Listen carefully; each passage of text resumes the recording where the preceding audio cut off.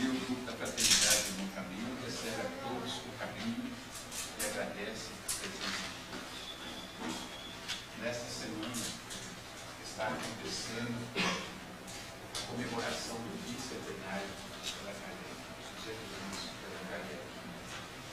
Está sendo feita em cada uma das casas espíritas palestras levando as obras do Senhor Allan Kardec.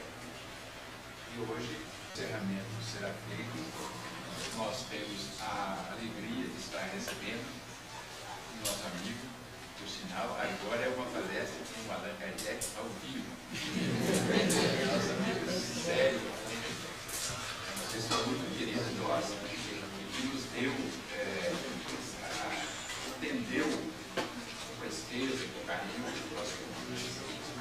Assim nós vamos estar iniciando um pouco.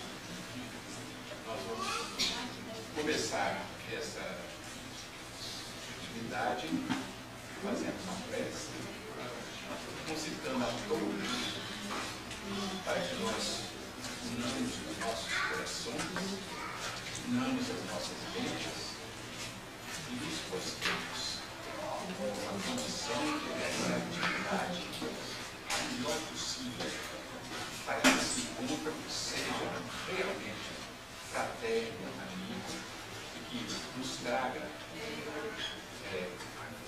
coisas agradáveis, lembranças agradáveis, momento de paz.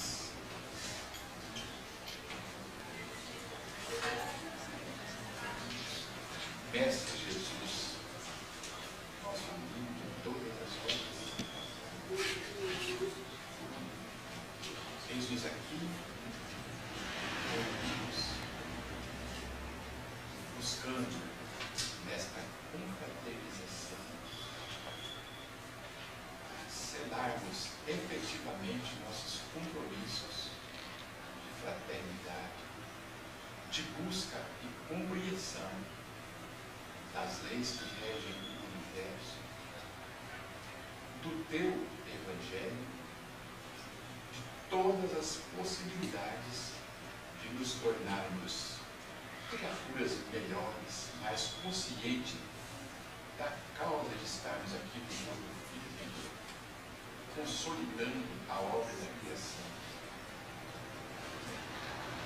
Deus nos criou a todos sob a égide da lei do amor, para esse encontro, a percepção desta lei.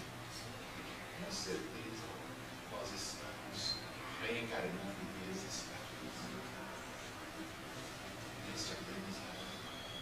Assim, gostaríamos de ter a presença dos nossos amigos espirituais, àqueles que amorosamente velam por esta casa,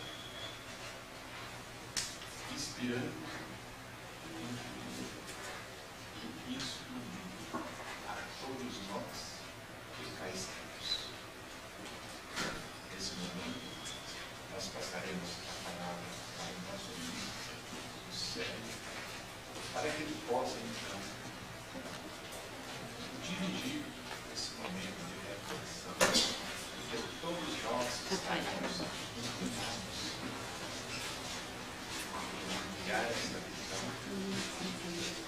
e, ao mesmo tempo, melhores condições para a nossa caminhada. Conosco, todo o tempo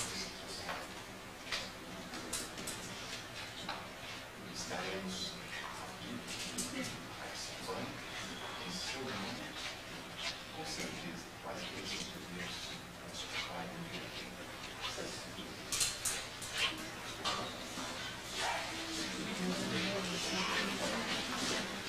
queridos amigos, que Jesus, na sua imensurável bondade, inunde os nossos corações de reconfortadoras esperanças. Deus e Jesus nunca se esqueceram de nós que colocamos esse livro. Ao longo de toda a história da humanidade, o Criador da vida sempre enviou espíritos superiores, dotados de muita inteligência, de muito saber, de muito virtuosismo, para trazer para nós mensagens renovadoras que acalentassem os nossos corações.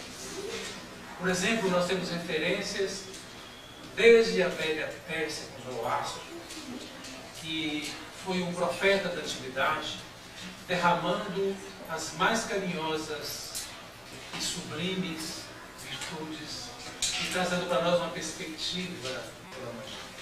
Nós encontramos fluindo na velha China, encontramos Krishna, que tinha muito conhecimento sobre imortalidade, admitia a pluralidade das existências. E por isso, ao longo da história da antiguidade, sempre tivemos espíritos que trouxeram mensagens dignificantes para nós. E nesta viagem, nessas indas e vindas de mensageiros, foi se cristalizando aos poucos, não só a crença na imortalidade da alma, como até na unicidade dos deuses. Porque nós sabemos que a grande maioria dos povos na antiguidade acreditava na pluralidade dos deuses, na multiplicidade dos deuses. E Jesus, no clímax dessas vindas de mensageiros aqui na Terra, vem trazer essa mensagem cristã, que ficou por todo sempre. E ele, já no final da sua missão, ele dissera essa certa vez: crede em Deus, crede em mim. Eu enviar-vos-ei o Espírito Consolador, que é o Espírito de verdade, que o mundo não pode conhecer e receber. E ele ficará eternamente no vosso meio. O Espírito Santo, que é o Espírito de verdade, lembrar-vos-á tudo quanto vos tenho dito, e ensinar-vos-á aquilo que não vos hei podido dizer.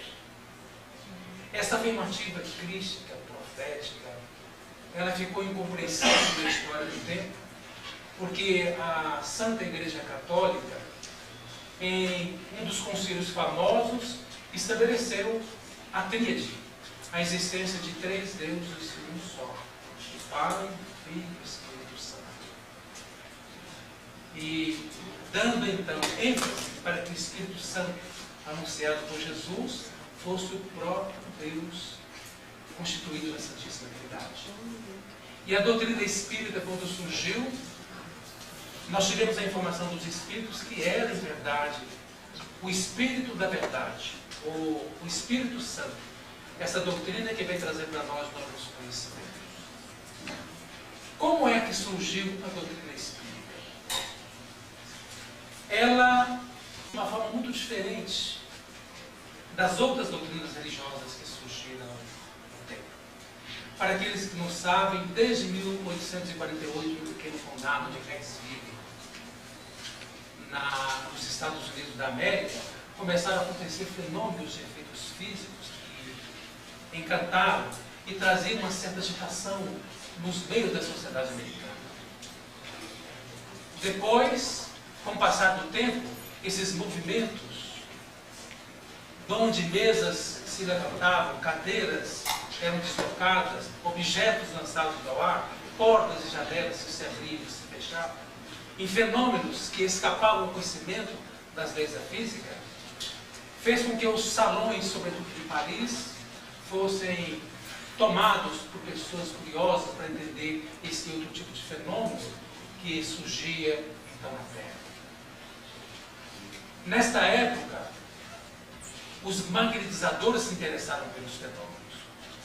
E existia um estudioso chamado Hippolyte de Dion de Rivail, um professor renomado em Paris, todo conhecido na França, que falava muitos idiomas, que já escreveram muitos livros, que fundaram muitos colégios, que tinha uma vasta cultura e fora discípulo e depois dava aula aos seus condiscípulos em Verdun, na Suíça, discípulo de Pestalozzi.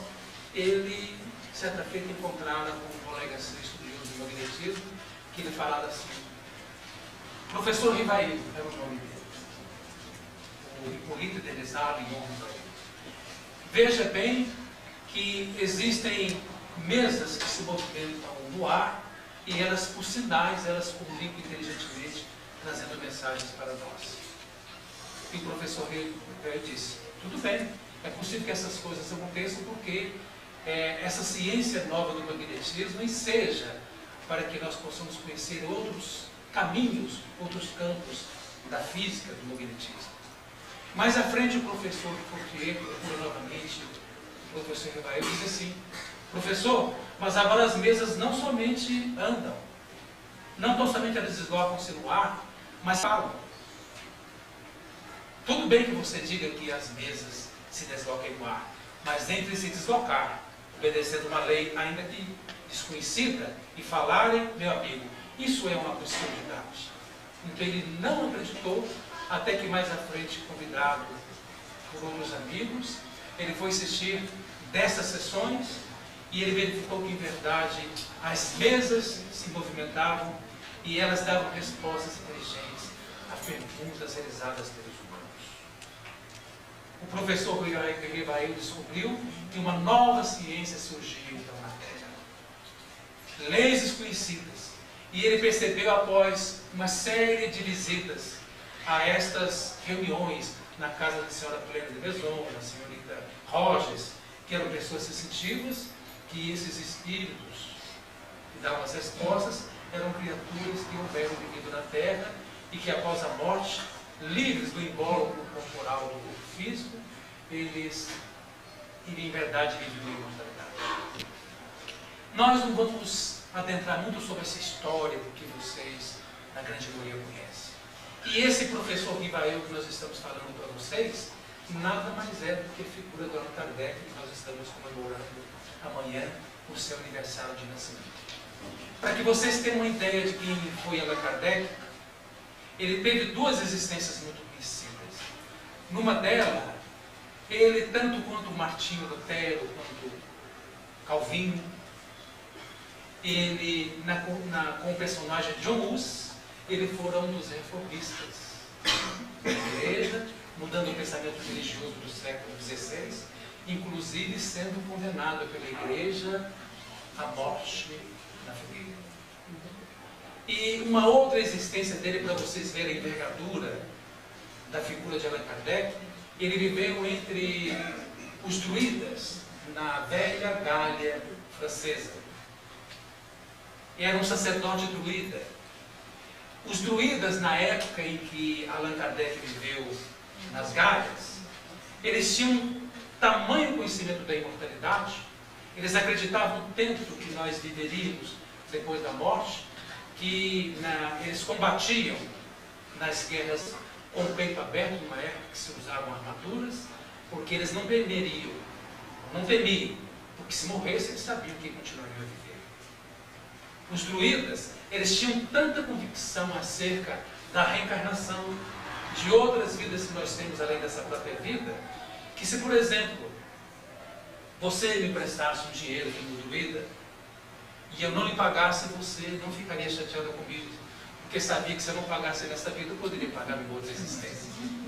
Nós não fazemos isso aqui na Terra. Mas quando ele foi druida, na condição de um sacerdote, os druidas tinham um cântico chamado Cântico dos Bardos, e ele era o sacerdote exponencial naquela época. Eu vou recitar para vocês um trecho do Cântico dos Bardos, para que vocês vejam os conhecimentos excepcionais que aquele povo trazia, e o sacerdote Allan Kardec estava à frente, trazendo e penetrando nas excelências dos conhecimentos da alma. O cântico dizia assim: eu venho dos reinos elementares da natureza, das profundezas do oceano. Não nasci nem de um pai e nem de uma mãe. Depois tornei-me ramo nas bétulas, flor dos campos e fruto nas florestas. Mais tarde tornei-me víbora nos lagos, lince nas florestas e águia nas nuvens. Mais tarde, Guion me deu o dom da imortalidade. tornei-me pastor dos campos. Eu agitei-me em 1000 círculos e vivi em 100 mundos. Quem sou eu? Eu não sei se vocês atentaram a cadeia evolutiva desse cântico dos bardos, dizendo que venho dos reinos elementares da natureza.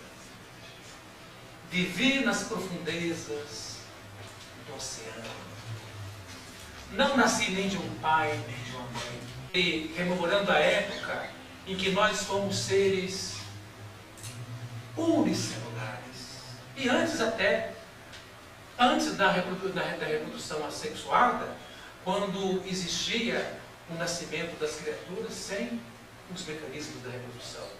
Depois ele fala que tornou-se fruto das florestas, flor dos campos, ramo das bétulas, caminhando, estagiando nos variados reinos da natureza, depois tornei-me víbora nos lagos, lince nas florestas e águia nas nuvens. Esse trânsito fenomenal. Até que ele diz depois Guion. Quem seria Guion? Para eles. Deus me deu o dom da imortalidade. Aí tornei-me pastor dos campos. A mais rudimentar das vidas de uma criatura humanizada, de um espírito um pouco carnal. E eu agitei-me em 1000 círculos e vivi em 100 mundos. Ele quis dizer, viver em 100 mundos é você nascer e renascer em mundos diferenciados. E viver 1000 experiências em 1000 círculos são as múltiplas experiências para que nós possamos ascender ao conhecimento dentro da magia da evolução. Então, por aí vocês veem como que Jesus escolheu Allan Kardec para trabalhar no corpo da doutrina espírita. E a doutrina espírita foi uma religião que surgiu diferentemente das outras religiões. Não foi propriamente Allan Kardec que desenhou, que arquitetou a doutrina espírita. Em verdade, ele foi alguém que competiu, foi o organizador. Porque ele utilizava de médiuns, como existem médiuns hoje, e esses médiuns recebiam espíritos muito qualificados. E vejam vocês alguns dos espíritos que naquela época distanciada, desde 1855, onde ele iniciou as experiências dele, vinham nos médios para trazer as manifestações e responder as perguntas de Allan Kardec. Santo Agostinho, São Vicente de Paula, São Paulo Apóstolo, João Evangelista, o Bispo de Argel, Lamennais, e outras figuras como Platão, como Sócrates, como Pascoal, como espíritos notáveis, por exemplo, um espírito muito conhecido como o pai da empatia, Samuel Hahnemann. Então, espíritos virtuosos, inteligentes, de muita sabedoria, eles vinham, incorporavam os médios, em geral eram médios muito jovens, moças de 14, 15, 16 anos, e Allan Kardec fazia as perguntas, eles respondiam as perguntas, eles traziam mensagens, e ele foi formando aquele corpo fantástico das obras que são chamadas as obras da codificação espírita. O Livro dos Espíritos, o Evangelho segundo o Espiritismo, o Livro dos Médios, a Gênese, o Céu e o Inferno, que é o Espiritismo. Então, em pouco tempo, porque ele começou, o primeiro livro foi publicado em 1857, em 1869 ele já desencarnava. Então, um espaço muito curto, ele trouxe obras de fundamentação filosófica, científica e religiosa. Então, o Allan Kardec, que nós estamos comemorando o aniversário dele, ele, em rápidas pinceladas, ele traz tudo isso. Mas nós não temos o objetivo de hoje falar para vocês sobre o nosso mestre de uma vez, Allan Kardec. Vocês se lembram quando, no início da minha fala, nós lembramos a afirmativa de Cristo? Crede em Deus, crede também em mim. E eu rogarei ao meu Pai e Ele enviar-vos-á o Espírito Santo, que é o Espírito de verdade, para relembrar-vos tudo quanto vos tenho dito e ensinar-vos aquilo que não vos é podido dizer.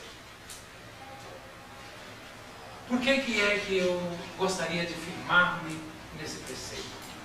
Nós espíritas, então, afirmamos que a doutrina espírita, ela é a revivescência do cristianismo antigo. Então, é uma doutrina eminentemente cristã. Ela revive os tempos primeiros do cristianismo. Com uma diferença. Além de explicar com mais amplitude os ensinamentos de Jesus, porque naquela época ele houvera falado por palavras, então o Espiritismo vem trazer uma certa clareza, uma clarividência sobre os ensinos e os conceitos da obra inesquecível de Jesus. Só que a doutrina espírita, ela tem uma outra missão que é fundamental. Ensina, mas há também que reviver a beleza do cristianismo primitivo. E a pergunta que eu faço será se nós espíritas estamos vivendo a beleza do cristianismo primitivo? Será se nós temos tão somente dedicado ao encantamento dos estudos espíritas e esquecemos de buscar aquelas vivências que foram fundamentais?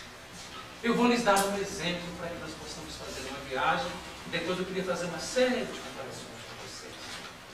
Logo depois da morte de Jesus, que os apóstolos eles estavam perdidos, sem saber qual que é o norte, qual o caminho a seguir. Estava na época da chamada festa das primícias, quando se deu os fenômenos do Pentecoste, que você sabe. Então muitas pessoas que ocorriam para a festa da Páscoa na cidade de Jerusalém, estrangeiros, povos gentios, porque era uma festa muito importante, de repente os apóstolos, que eram 12, e mais seguidores, eles ficaram tomados por espíritos e começaram a falar em muitas línguas. Foi o famoso Pentecoste. E como eles falaram em muitas línguas, Pedro aproveitou aquele instante para que desse início à obra de vivência do cristianismo após o passamento e a morte de Jesus. Qual que foi a primeira iniciativa de Pedro? Ele transformou a casa dele num imenso casarão, fundando a casa do caminho. E o que ele fez na casa do caminho? Ele, junto com os demais discípulos, eles abriram para que pudessem receber naquela casa cegos, paralíticos, coxos, mulheres de má vida, homicidas, homens viciados, criaturas trazendo no coração os mais graves delitos de comportamento humano. Então eles ofereceram o coração, o amor das criaturas que eram desertados da terra. E as pessoas ficaram tocadas por aquele sentimento amoroso, espontâneo dos apóstolos, e eles tomavam atitude, vejo vocês naquela época. Eles, convencidos da beleza do cristianismo, eles vendiam os seus bens, as suas herdades, e tomavam das suas economias e ofereciam, depositavam as mãos de Pedro, que estava à frente da casa do caminho, para que aqueles recursos pudessem ser revertidos para a obra de assistência aos despossuídos da terra. Não só isso. Depois de algum tempo, quando o trabalho tomou grande dimensão, eles cuidaram de construir em anexo um outro casarão para uma finalidade diferenciada. As criaturas eram assistidas materialmente com um prato de sopa, com comida, com os trabalhos de enfermagem, com os primeiros socorros, com o leito para dormir, e quando era no final da tarde, elas todas deslocavam para cima do casarão e eles tomavam um pergaminho e um grupo de seguidores que foram nomeados, chamados presbíteros, como o Pármeno, o Shimon, o Nicolau, o Estevão, eles ficavam fazendo estudos para as pessoas. Então tinha um trabalho da assistência e tinha um trabalho da evangelização das criaturas daqueles tempos tão distanciados. Era uma família verdadeiramente cristã. Será como que nós temos sido na atualidade? O nosso comportamento ele se volta muito mais para as nossas realizações interiores, para as alegrias que nós cultivamos junto da família, para as belezas com que nós estamos quando lemos os compêndios evangélicos, ou se nós destacamos algum tempo do nosso tempo para reverter a benefício das pessoas que estão conosco nas trilhas da existência comum. Allan Kardec, no livro Evangelho segundo o Espiritismo, ele faz uma grave advertência para os espíritas. Ele diz assim: espíritas, amai-vos e instruí-vos. Amai-vos é o primeiro mandamento. Instruí-vos, eis o segundo mandamento. Então não basta que nós adquiramos conhecimento. Faz-se imprescindível que nós estejamos investidos no sentimento da solidariedade, levarmos algo a benefício dos outros. Eu não sei se vocês conhecem, na época de Sócrates, Platão, ele vivia sempre no mundo das ideias, e consta que é da autoria dele uma lenda chamada Lenda das Cavernas. Eu vou relembrar para aqueles que conhecem, aqueles que não ouviram, vão ver como que tem uma certa ligação com a nossa fala. Diz Platão que em épocas muito antigas, muito remotas da história da humanidade, existia uma caverna e homens pequenos habitavam naquela caverna.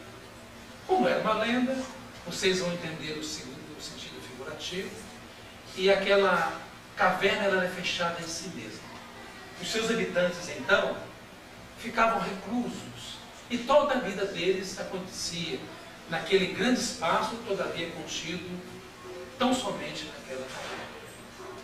E um dos homens da caverna, um homenzinho, disse assim: será que a vida se resume só a isso? Deve existir algo além do que nós vemos e vivemos aqui na nossa caverna. Não é possível. E as pessoas sempre estavam repetindo as mesmas coisas, vivenciando as mesmas experiências. Então, o homenzinho, angustiado, ansioso, ele disse: não deve haver só isso que eu vejo, e só essas pessoas com quem eu estou nesta caverna escura e inacessível para fora. Então ele começou a vasculhar todos os cantos e recantos daquela caverna escura, até que um dia, depois de muito esforço, ele observou que escapava por uma fresta no alto um filete grande de luz. E ele observou que se aquela fresta, por ela passava luz, deveria haver algo além da caverna. E o que ele faz então? Eu quero saber o que acontece do outro lado. E ele tentou e não conseguiu passar, porque ele tinha um corpo muito mais espesso do que o diâmetro daquela abertura na caverna. Então ele se propõe a fazer um regime, para que ele pudesse obrigar a estar do outro lado. E ele fica então durante largo tempo fazendo um regime, até que ele consegue passar do outro lado. E quando ele atinge o outro lado, ele se assusta. Primeiro, com uma grande luminosidade. Ele vê um espaço radiante aberto. Um mundo infinito e inimaginável para ele e para os seus iguais. Então ele começa a movimentar-se e fica absolutamente encantado, porque vê alternando o dia e a noite. Ele vê vegetações diferentes, árvores, cursos d'água. E ele nota que existiam naquele ambiente espécies de vida que ele antes não conhecera, como aves gigantescas, como pássaros, como animais que saltitavam na pradaria, as famílias de peixes, e a beleza sempre renovável de uma natureza que antes nunca ele imaginara que podia existir. E o nosso Omezito então vai avançando pelo mundo, descobrindo esse admirável mundo novo. Até que depois de certo tempo, o nosso Omezito, ele faz contato com homens como ele. E ele não pensava que pudesse existir fora da caverna criaturas como ele próprio. Então ele trava a conversação, amizades. Mas ele tem as dificuldades nesse campo de relação. Alguns aceitam, outros acometem desatinos, fazem violência, mas ele então, nesse caminhar, nessa vida nova, ele vai descobrindo fantasticamente o novo e tão desconhecido. E passam-se alguns anos. Ele houvera deslocado-se para regiões muito distantes na busca desse saber, e o saber que em verdade proporcionara a ele grandes conquistas, e tornara-o uma criatura muito mais afinada com as coisas da terra. Aí depois de um certo tempo ele estava pensando assim: será que eu estarei sendo justo? E os meus que ficaram na caverna? Ignorantes que não sabem da existência das maravilhas que eu conquistei. Não é justo isso. Eu devo retornar para lá então, para dar para eles e anunciar-lhes a nova era, o mundo novo. Então o nosso Omezito ele faz a grande viagem de retorno, ultrapassando florestas, rios, correnteiras, lugares perigosos, até que ele defronta, chegando na caverna que augurara ali os primeiros dias da sua vida. E quando ele chega, ele se lembra que existia só um meio de penetrar a caverna: pela fresta. Mas ele estava mais crescido, mais encorpado. Mas se ele quisesse levar a boa nova, ele teria que fazer um regime, verdadeiramente. E aí ele faz um novo regime, mais demorado, porque tinha objetivos a serem estabelecidos. O nosso Omezito, então, depois de muito tempo, ele consegue adentrar a caverna, e ele, como já vivera mais, aprendera novos modos, novos meios, se educar, ele diz assim: eu vou caminhar elegantemente pela caverna, porque durante esse tempo todo, certamente, que sentiram a minha ausência, eles vão verificar um certo modo do meu principeço e vão se interessar pelas minhas experiências. Então, quando o nosso Omezito ele põe-se a caminhar, a impressão que ele teve que nenhuma das pessoas da caverna escura notara sequer que um dia ele houvera deixado a caverna. Primeiro, depois do nosso Omezito, ele vai até ao homem-rei daquela caverna e começa a relatar-lhes as experiências do sucesso. E o homem gordalhudo, preguiçoso, não dá atenção e pensa assim: ele está louco.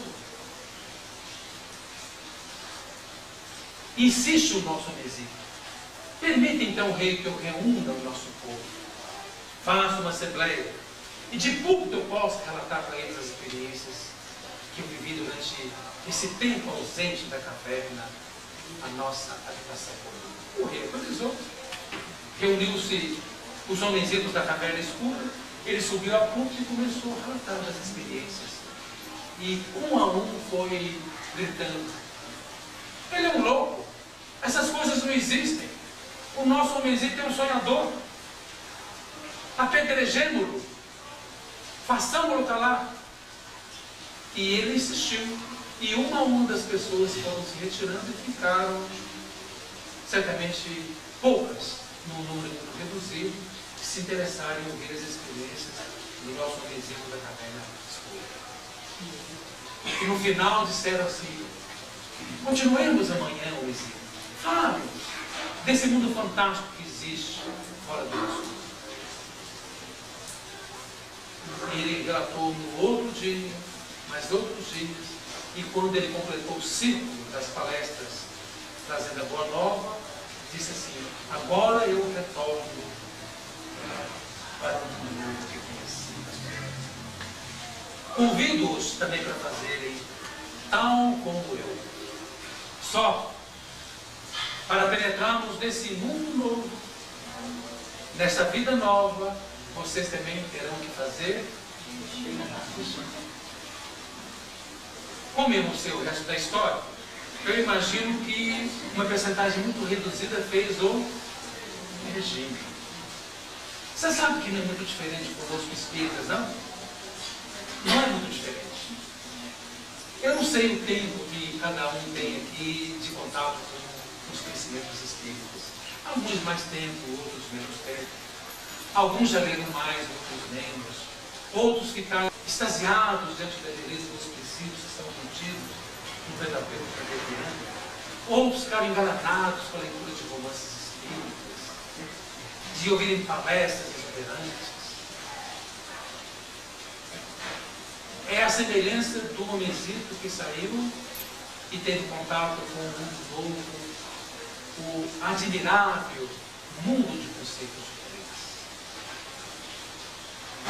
Ele retornou e deu a mesma mensagem. Quando ele fez a viagem de retorno, que ele vai fazer um novo regime de vida. O primeiro regime de vida que ele fez é a busca do conhecimento. É o instante que cada um de nós penetrou num templo espírita para ter acesso aos conhecimentos da obra kardeciana. O outro momento do nosso homenzito é quando ele fez uma viagem de retorno e sentiu que era preciso fazer regime de vida para fazer algo, para testemunhar a grandeza dos ensinamentos que um dia a vida lhe ofertou. Quando ele fez um regime, que ele se colocou a serviço do seu semelhante, para levar o conhecimento, para testemunhar a bondade, para demonstrar a generosidade que se inculcara na sua vida, ele correspondeu à afirmativa do nosso Kardec. Espíritas, amai-vos, espíritas, espíritos. Por aí vocês devem estar percebendo que não é fácil ser espírita. Porque o espírita, muito mais do que conhecer, pede-se dele testemunho em realizações espirituais. Ele é chamado a cada momento de demonstrar o que é que está enclausurado nas suas entranhas. O que é que ressuscita nele? O que se agita no seu limbo, na sua mente, para que ele possa levar algo de bom para as criaturas que convivem com ele. Ele passa a ter, por exemplo, conhecimentos abundantes. Vamos dar uns exemplos. Jesus disse assim: fora da caridade não há salvação. Você lembra até que a igreja adulterou dizendo que fora da afirmativa diz que fora da caridade não há salvação. Tal como a fé sem obras é morta. E no livro dos Espíritos, em Leis Morais, no último capítulo, Lei da Justiça, do Amor e da Caridade, Allan Kardec ele quis saber dos Espíritos qual era o conceito de caridade. Para ver se nós fazemos a caridade, então, ensinada por Jesus. E o Espírito de verdade responde que a caridade consiste no perdão das ofensas, na indulgência para com os defeitos alheios e benevolência para com todos. Então, para nós sermos caridosos, nós temos que ter esse tipo de vestidura nas nossas vidas e no nosso comportamento. O que é você perdoar a todos? É perdoar ao que lhe fazem. É você, mesmo sendo ofendido, não se sentir ofendido. E mesmo que você, num primeiro momento, sinta-se ofendido, depois você medita e não guarda nenhum tipo de ressentimento. Mas tem pessoas que perdoam, mas dizem assim: eu perdoo, mas ele para lá e eu para cá. Eu perdoo, mas não estabeleço mais relações convivenciais com ele. E as pessoas que perdoam com restrições, elas sempre estão ressentindo. Quer dizer, voltam a sentir. E a pessoa que não perdoa de fato, Em verdade, ela tem um passado mais presente do que o próprio presente. Porque ela está sempre ressentindo. E se você tem um passado mais presente do que o próprio presente, significa que você não está vivendo plenamente o presente. Então é um ato de inteligência e de sabedoria você perdoar as ofensas, perdoando a si mesmo também, e você então está no pleno exercício da caridade. Olha como que a doutrina espírita nos ensina, nos ajuda a entender muitos conceitos. Por exemplo, a doutrina espírita, no segundo ponto, na resposta de Allan Kardec, indulgência para com os defeitos alheios. Será que nós somos indulgentes com as pessoas quando elas cometem erros conosco? Em geral, nós somos muitos rigorosos. Somos demasiadamente exigentes. Por isso que quase nós não fazemos amizades. A maioria das pessoas diz assim: eu posso contar nos dedos das mãos as pessoas que são minhas amigas. Sabem por quê? Porque nós somos muito rigorosos, somos extraordinariamente seletivos. Em verdade, nós não temos indulgência para com os defeitos, para com as imperfeições alheias, deixamos de ser caridosos com elas, e aí nós deixamos então de fazer amigos, que é o grande móvel de nós vivermos bem na sociedade. E o terceiro ponto, ele é exponencial, é benevolência para com todos. O que é nós sermos benevolentes com as pessoas? Alguém quer arriscar? Todo mundo sabe, não quer dizer, mas eu vou dizer então. Ser benevolente é você deixar evadir de você sentimentos de generosidade para com as pessoas. É você estender a mão. É você deter-se diante de uma pessoa na via pública para estender uma moeda, para ter 30 segundos de conversação. É você chegar e inclusivamente abraçar alguém. É você, por exemplo, numa casa espírita como essa, procurar qual o meio mais importante de você estar servindo as pessoas. De você oferecer-se para estar nas obras de assistência às criaturas infelizes na terra. As pessoas verdadeiramente generosas, boas, benevolentes, elas sempre denotam no seu ser uma paz interior e um espírito de serviço a benefício da humanidade e dos seus iguais. Vamos dar um outro exemplo para vocês. Justiça. Hoje nós vivemos numa época de muita violência, não vivemos?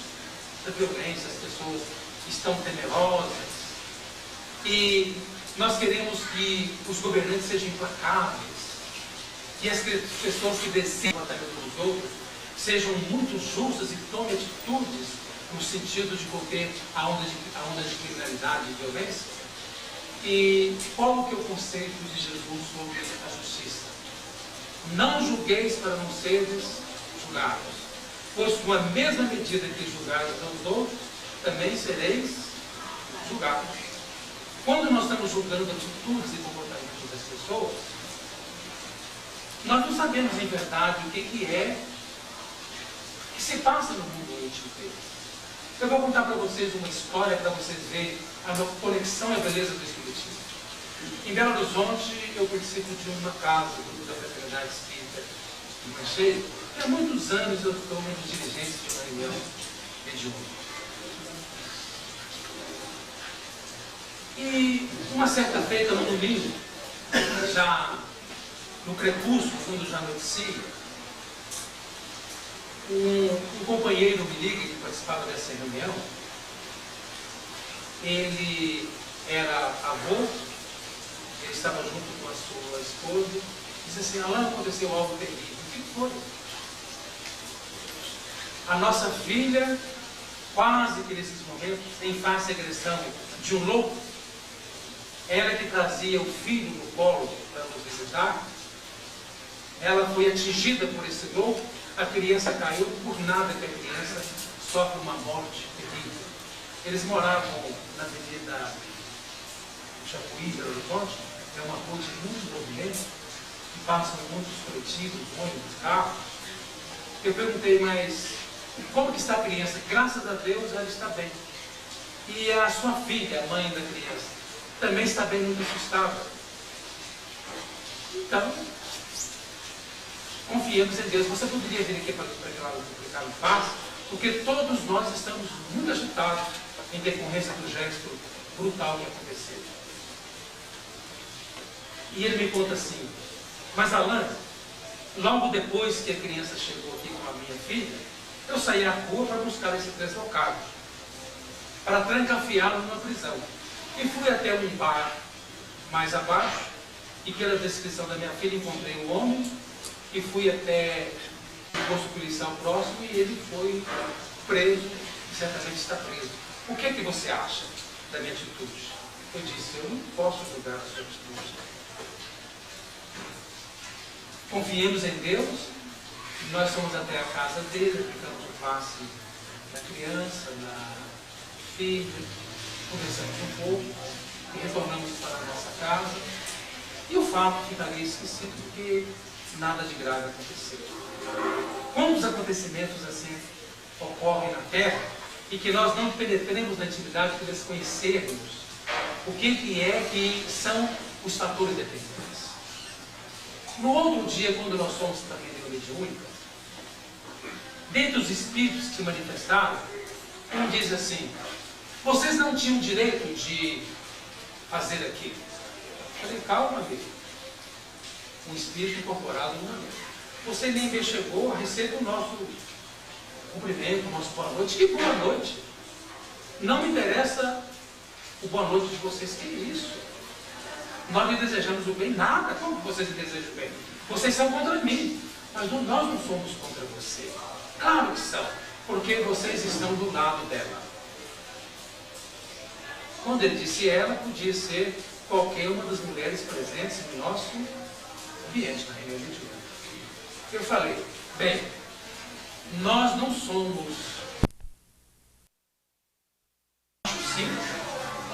Se ela lhe fez algo tão grave, é natural que você sinta. E hoje você está colocando esse ressentimento seu contra ela. Talvez se eu estivesse no seu lugar, eu fizesse da mesma forma. Ah, você faria? Sim. Então deixe que eu vá embora para me acabar com essa mulher.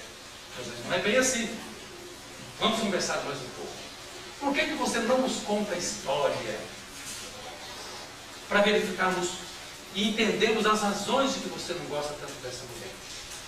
E ele diz: ah, moço, foi há tanto tempo eu trabalhava na fazenda dessa mulher malvada que vocês estão protegendo.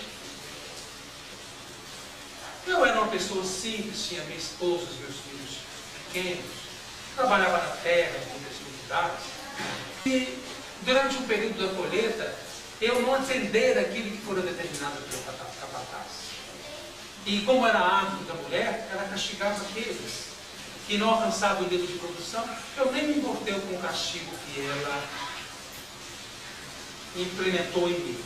Eu fiquei durante 4 dias no porão da grande casa, sem alimentar e sem tomar água. Eu não me importei com o castigo. Mas quando eu voltei depois do castigo, descobri que durante aqueles 4 dias ela determinara também que os meus filhos pequenos e a minha esposa também ficassem sem tomar a própria alimentação. Eu fiquei muito enraivecido. Eu fui até o porão da grande fazenda, o armazém da grande fazenda, para tirar alguns alimentos a fim de que os meus filhos pudessem se alimentar. Só que o capataz me viu, delatou a mulher, e ela determinou então no outro dia que eu fosse amarrado em um grande poste de suplício, para que eu sofresse os açoites, as chicotadas. Moço, veja o que aconteceu. Ela colocou os meus filhos bem de frente de mim, junto com a minha esposa. E eu senti que eu morri, não pelo castigo, mas pela humilhação, pelo desgosto de ver os meus filhos contemplando aquela cena tão grotesca. Depois que eu me descobri morto, eu jurei vingar-me dessa mulher maldita. Aonde a encontrasse, eu me vingaria dela.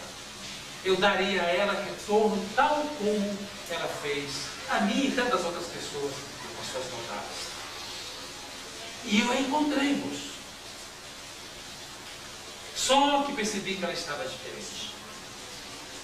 Ela me enganava porque eu tinha a impressão de que o corpo dela era outro, mas eu sabia que no fundo ela era mesmo. Ela estava Então, moço, vocês veem os conhecimentos que nós temos da doutrina do Espírito. Aí eu comecei a perceber na casa, nas suas andanças, na sua vida, mas eu não conseguia atingi-la, moço. Ela tinha um comportamento que de uma certa forma estava sempre protegida de agressões. Eu queria fazê-la sofrer muito e tirar a minha vida.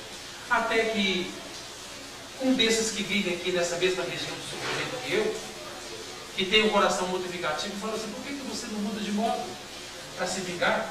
Já que você não consegue atingir a ela, atinge uma pessoa que ela gosta muito. Então, eu sabia que ela gostava muito do netinho.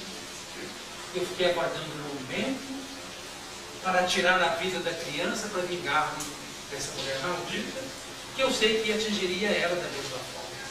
E quando eu descobri que a mamãe deslocava-se com a criança para visitar a vovó, na rua movimentada, eu entrei no corpo daquele moço. No bar. Vi-lo correr. E fiz com que o corpo do moço projetasse contra a mãe, para a criança cair e sofrer a morte em plena vida. E quando o moço, pela minha impulsão, bateu na mãe, que a criança cai, esse que está aqui colheu a criança no colo e ela não teve. Bonita a sua história, família. Ele disse: agora que você sabe, deixe que eu vá embora para continuar a vingar dessa mulher. E eu falei para ele assim: mas eu não sei se vai ser bom você vingar essa mulher. Como assim? Durante esse tempo todo que você está junto dela, você nunca se lembrou dos filhos que você tanto amou. É verdade. Você sabe onde eles estão? Eu não sei. Você gostaria de estar com eles? Sim, mas não agora. Por que não agora? Porque eu quero vingar-me dessa mulher maldita. Eu falei: espere. Aí nós aproveitamos um instante, pedimos aos irmãos que cantassem uma música espiritualizante. Nós fizemos uma prece a Jesus, muito sentimento, como se viajássemos naqueles tempos distantes da Galileia, que ele falava ao povo, trazendo aqueles ensinamentos belíssimos sobre a vida futura, que a doutrina espírita nos celebra. E na medida em que nós falávamos, que o nosso coração foi tomado pelas mais suaves e santificantes inspirações, no momento intelério da prece, de repente ele grita assim: meu filho! Eu falei: é seu filho, sim. Abraço. Tome-o do colo como você fazia naqueles tempos antigos, na velha fazenda. Beije. Relembre daqueles tempos inesquecíveis, quando você tomava pelas mãos e saía do campo para mostrar as belezas da natureza. Ele começou a chorar. E aí, aproveitando aquele momento psicológico, nós falamos para ele assim: agora, meu amigo, você só tem duas alternativas. Nós vamos respeitar qualquer uma das alternativas. Porque a doutrina espírita, ela proclama o livre arbítrio. Nós não teríamos como fazer nenhuma atuação com o comportamento dele. Antigamente, em muitos centros espíritas, os doutrinadores que conversavam com os espíritos manifestantes diziam que os espíritos iam ser amarrados. Hoje, nós compreendemos, quando estudamos mais, que isso é inadmissível, porque as criaturas, elas são livres para decidirem sobre as suas vidas. E o Senhor da vida não impõe a modificação de ninguém. Aguarda pacientemente que nós transformemos o nosso comportamento. Eu falei, a sua primeira alternativa, ficar com seu filho. A segunda alternativa, ficar com a mulher que você gostaria de se ligar. Se você escolher ficar com seu filho, não é possível você continuar acompanhando-a.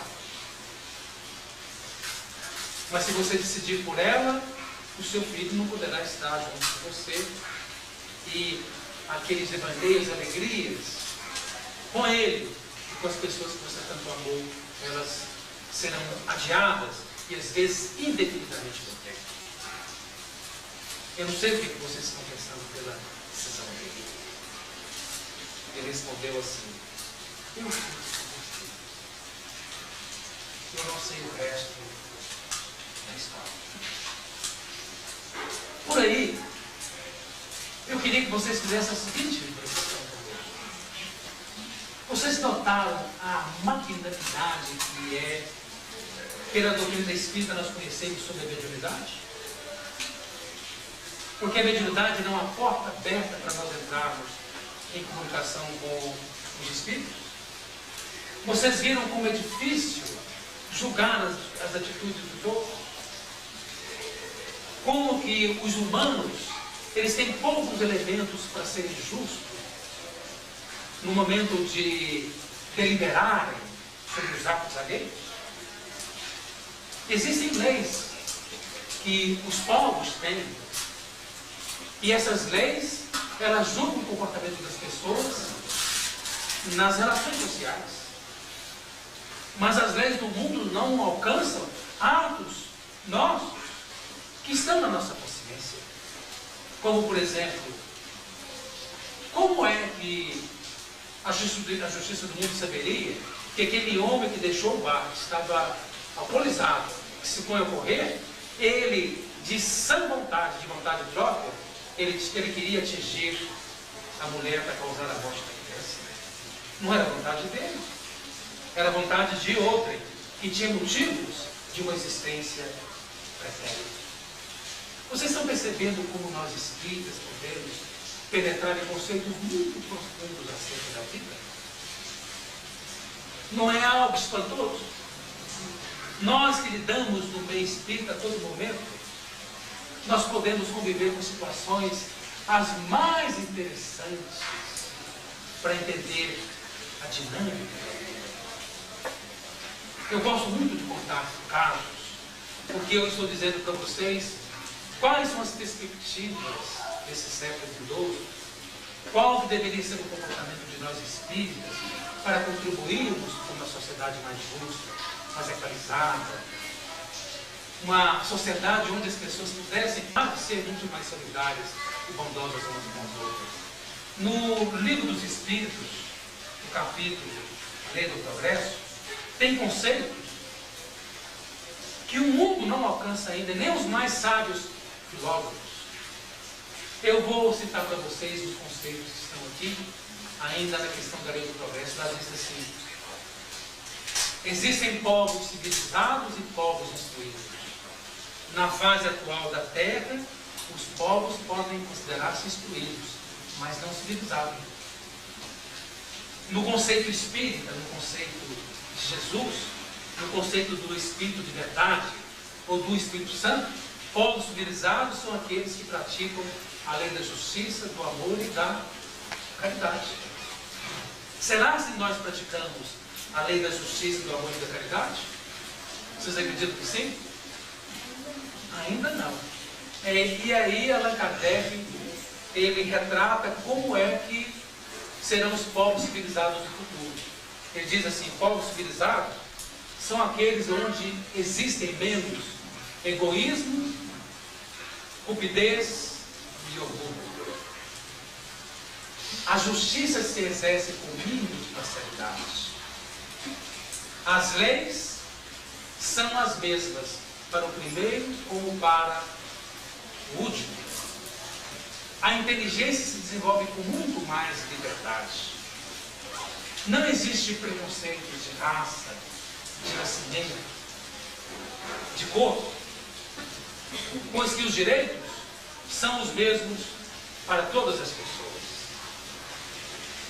E ele avança mais nesse conceito, em que as pessoas, elas todas têm o direito de sonhar com felicidade, e que não passam pela preocupação delas, em instante alguma, elas experimentarem o abandono e a falta de assistência da sociedade. Vocês imaginem hoje no nosso mundo, quantas pessoas nesse exato momento, elas estão desassistidas, oprimidas, abandonadas, em antros de viciação. Quantos povos estão as maiores agruras em decorrência da existência do homem, desse sentimento que nós chamamos de solidariedade, de amor, de justiça. Eu queria contar um outro caso para vocês, para nós penetrarmos na grandeza que a gente entender a mensagem cristã. Eu participo com um grupo de pessoas numa visita aos terceiros domingos no leprosário de Santa Isabel, na cidade de Betim, em Belo Horizonte. Eu sei que vocês, a grande maioria, conhecem esse leprosário. E a nossa equipe que visita o leprosário tem criatura do sexo masculino e criatura do sexo feminino. Tínhamos sempre o hábito das mulheres visitarem as alas femininas e os homens as alas masculinas. E quando nós retornávamos para Belo Horizonte, sempre as mulheres comentavam sobre uma irmã que era canceriana, antigamente eram chamados de leprosos, e falavam maravilhas dessa paciente. E eu pensava assim comigo, eu tinha muita vontade de conhecer a Clélia que eles falam tanto dela. E quando teve um incêndio alguns anos atrás no leprosário, em que os homens e as mulheres ficaram juntos temporariamente até a reconstrução do pavilhão, eu pensei assim, hoje eu vou poder conhecer finalmente a tal de Clélia. E quando eu penetrei e que vi a Clélia sentada num divã, num sofá desses redondos como se fosse um tubo, mas existiam muito mais de 10 pessoas próximas dela, e ela falava alegremente, as pessoas estavam ouvindo. Eu pensei assim, então não vai ser hoje que eu vou conhecer a Clélia, porque todos querem conversar só com ela, e as outras mulheres todas sozinhas, e as visitas centradas com a Clélia. Eu fiz a minha visita normal, com os pacientes, e a nossa visita encerrava 15 para meio-dia, e quando era 5 para meio-dia que eu estava de retorno, surpreendentemente para mim, a Clélia estava só no passeio de fronteira. Pensei assim, eu vou conversar 5 minutos com ela. E quando disse assim, vem para cá, sente-se e vamos conversar um pouco. Como é que você chama? Perguntou meu nome, onde morava, quis saber se eu tinha filhos, e conversava alegremente comigo. Eu vou narrar para vocês como ela era fisicamente. Ela estava com um vestido bonito, bordado, arredado, que ia até os pés, e com um brinco, com os cabelos bem cuidados, com uma flor, com ruge, com batom. Mas fisicamente, ela era ainda é uma pessoa deformada, trazendo a sinalização nos dedos, na face, de que ela era uma pessoa que um dia ela foi devorada por essa doença insidiosa que é a psoríase, antigamente. E ela girava, mas eu percebi que ela não andava. E os movimentos eram extremamente difíceis. E eu, depois que ela fez muitas perguntas, eu resolvi fazer algumas perguntas para ela. Ô Clélia, você é feliz? Ela disse, eu sou muito feliz. Porque eu tenho muitos motivos para ser feliz. Tem mesmo? Tem, porque são 1000 mãos que dão de tudo. Desde o banho, desde a comida, o remédio, a roupa, a lã. Eu nunca trabalhei, porque nunca andei. Eu nunca fui à escola. E muito cedo perdi meus parentes. E hoje eu estou aqui com 81 anos de idade. Aqui é a minha casa. Então ela tinha um cômodo de uns 3x3, aberto, e magistralmente colocadas as coisas, as roupas, as malas, os brinquedos, os presentes, as flores. Um encanto, aquele espaço pequeno que era a moradia dela. Mas eu não acredito muito em vocês dizendo que é muito feliz. Claro que sou feliz. Mas você nunca foi lá fora. Você não pode ir lá fora como as pessoas fazem para observar a natureza. Mas eu não preciso ir lá fora para observar a natureza. Como assim? Daqui mesmo eu vejo agora. Eu olho lá fora. Eu vejo a árvore, eu vejo o dia, a noite, eu vejo os pássaros que se assentam. E no pouco que eu vejo é muito do que tudo muito belo e muito garantiador. A natureza é muito bonita. Mas eu continuei sendo provocativo. Mas você deve ter alguma coisa muito triste na sua vida. Você é insistente, ela. Eu já lhe disse que não tem nada triste. É tudo muito bom para mim. Mas até que eu tenho uma tristeza. Eu pensei assim, agora eu peguei a Cleia. Qual que é a tristeza que você tem? A tristeza não é por mim, é pelos outros. Como assim? No mundo lá fora, aonde você vive também, as pessoas têm todos os recursos e riquezas da terra. Eu nem sei mais os avanços da ciência, mas eu sei que vocês têm tantas coisas nas casas, tem tantas riquezas nas ruas, que as pessoas teriam todos os motivos para permanentemente estarem alegres e serem felizes, serem cultivadoras das relações mais felizes que se pode imaginar no nosso mundo. Mas as pessoas não estão assim, porque elas se matam, as pessoas se guerreiam, fazem mal reciprocamente uma à outra, elas são egoístas, por isso que as pessoas são muito felizes. Essa é a minha grande tristeza. Ela viu que eu estava muito inquieta, porque já se haviam passado 15 minutos do meu horário. Ela falou, olha, parece que pelo que eu vejo você quer ir embora. Vá. Vá, mas com condição que você volte aqui de novo, para nós continuarmos a nossa conversa. E eu, da minha parte, não vou me esquecer de você. Eu pensei, eu que não vou me esquecer dela. E eu fui embora, fui com a intenção de visitá-la. Mas é eu quem foi visitá-lo. Eu fui tomado por esperanças absolutamente radiosas. A doutrina espírita enseja tudo isso para nós. Nós temos que sair do casulo de nós mesmos. Das queixas, tem pessoas que ficam só se queixando. Tem pessoas que reclamam da vida, dos governantes, dos familiares, dos amigos, da saúde. Elas reclamam até do que não haveria de ser reclamado. E com isso, quando nós temos queixas, reclamações, nós temos um rosário daquilo que nós chamamos de sentimentos e vidas infelizes, nós perdemos a oportunidade de fazer aquilo que seria concreto, que seria bom. Então, queridos amigos, nós estamos, segundo a doutrina espírita, penetrando em um estágio novo da vida.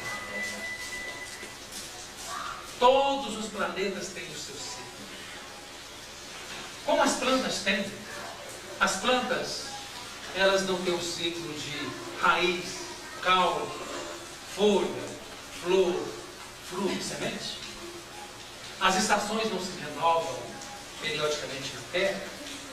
Os dias não se alteram e a vida não prossegue majestosamente. A Terra também tem o seu ciclo. Desde quando ela foi criada, ela passou por períodos para que ela pudesse um dia ser habitada por criaturas humanas que somos nós espíritos, que somos reagentes das estrelas. E a Terra, ela tem 5 fases importantes na sua história extraordinária. Um dia ela foi um mundo primitivo. Durante largos séculos, ela transformou-se em um mundo de provas e expressões. Nessa virada de milênio, a Terra ela começou a penetrar na terceira fase do ciclo evolutivo dela, que é chamado pela doutrina espírita de mundo de regeneração. Daqui a muitos milênios, a Terra será um mundo feliz. E mais à frente, milênios mais à frente, ela será um mundo ditoso, de extremas, de inimagináveis felicidades. A característica dessa fase que nós estamos penetrando, mundo de regeneração, a tendência é que o bem predomine sobre o mal. Então nós estamos numa fase de transição que as pessoas que estão aqui na Terra, elas, na medida em que sofreram o desencarne, a morte física, segundo as leis maiores do Criador, nem todas estarão habilitadas para continuar renascendo com novas vidas na nossa Terra. Agora, nas que predominam o senso da justiça, do amor, da caridade, da moralidade, do sentimento de solidariedade na direção do semelhante, essas terão o privilégio de, em futuras vidas, continuarem renascendo no nosso mundo. E continuaremos viajando nesse estágio evolutivo da Terra, que é inimaginável. E aqueles que predominam neles os sentimentos do ódio, da cupidez, do orgulho, da vaidade, da malquerência, da maledicência, as criaturas que são muito fechadas em torno delas mesmo vivendo egocentricamente, como elas não estão regeneradas no comportamento, elas sofrerão uma espécie de exílio e vão nascer em mundos naturalmente mais atrasados e menos evoluídos. Com isso eu diria para vocês que nós estamos preparando para entrar na era nova do mundo. E a doutrina espírita, ela vem dizer para nós assim: espíritas, amai-vos, espíritas instruídos, passem a participar do conselho universal. Deixem que os seus corações sejam acalentados por sonhos novos. Bebam a água santa do Evangelho.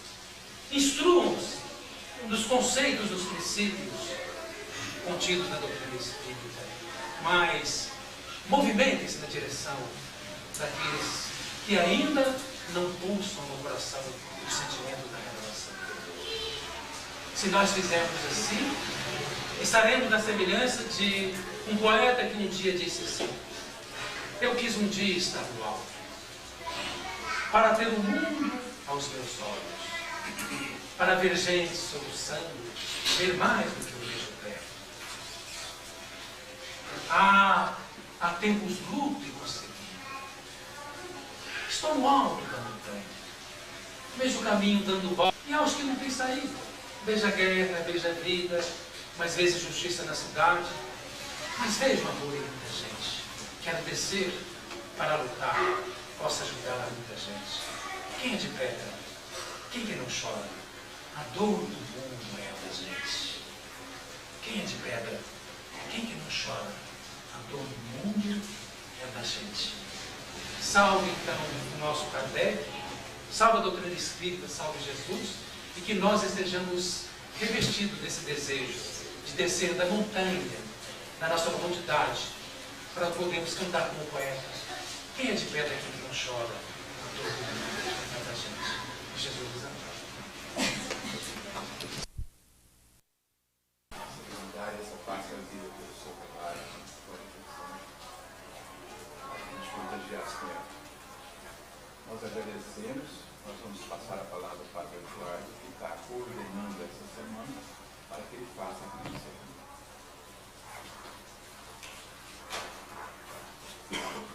Boa noite a todos.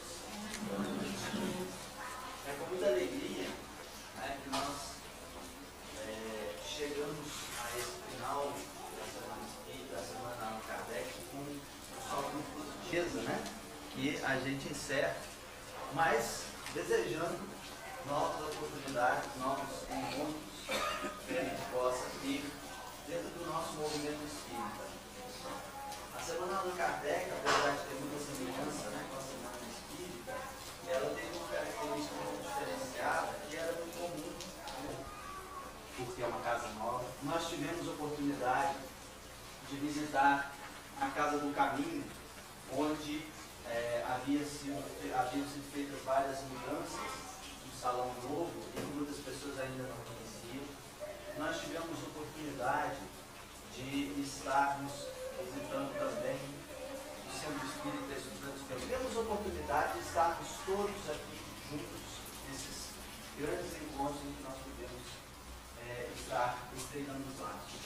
Tivemos a oportunidade de termos conosco, como hoje, o César Allan Kardec, que já era nosso conhecido, e estarmos mais uma vez apertando um pouquinho mais esses laços, né? Nós tivemos oportunidades de estarmos todos juntos nesses momentos.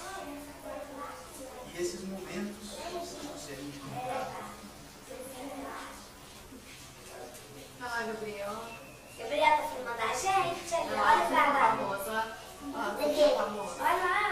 Olha lá, fica famoso lá. Faz a cara de Samurai Jack, você fica famoso, faz. Cara de quê? Samurai Jack. Como é que isso não Não, fica dá depois do medo. banho? Como é que isso não fica? É mentira. Já falta descendo aí. A minha ideia. Eu tirando foto ainda, filmando. Tudo que você fizer vai sair lá na televisão. Manda beijo, manda beijo.